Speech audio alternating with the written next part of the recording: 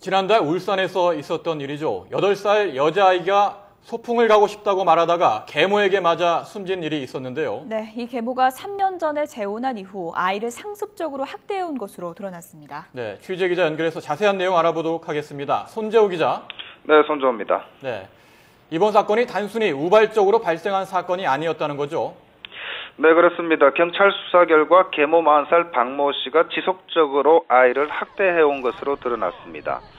박 씨는 경찰 조사에서 지난 2009년에 재혼한 이후 딸 이모 양을 상습적으로 폭행했다고 경찰 조사에서 자백했습니다.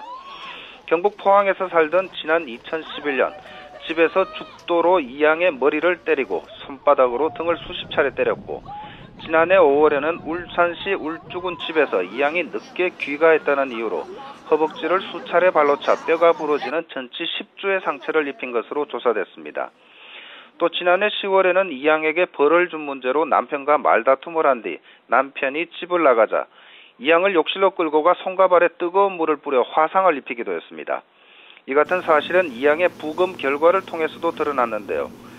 상처가 아물기 전에 다시 구타가 반복되면서 엉덩이 근육이 없어지고 섬유질, 즉 굳은 살로만 채워진 증상이 발견돼 상습적인 학대가 의심된다는 소견이 나왔습니다. 네, 그야말로 끔찍한 일입니다. 그런데 적용된 혐의를 보면요, 애초에 상해치사에서 학대치사로 바뀌었는데요. 어떤 점이 다른 건가요? 네, 당초 경찰은 상해치사죄를 적용했습니다. 사건 당일 폭행으로 인해 숨진 사실만으로 이 같은 혐의를 적용했는데요. 상습적인 학대 사실이 드러남에 따라 학대치사, 상습폭행, 아동학대 등의 혐의를 적용하기로 했습니다. 형법상 상해치사죄는 3년 이상의 유기징역형을 받도록 규정되어 있습니다.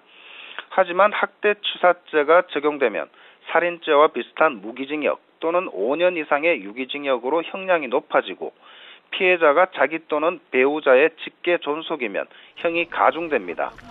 사건 발생 이후 해당 아파트 주민과 학부모들은 아이의 지속적인 학대가 의심된다며 최근 경찰에 탄원서를 제출했고, 인터넷 청원이 진행되면서 사흘 동안 6,200여 명이 박 씨를 가중처벌하라며 서명에 동참하기도 했습니다. 지금까지 YTN 손재호입니다.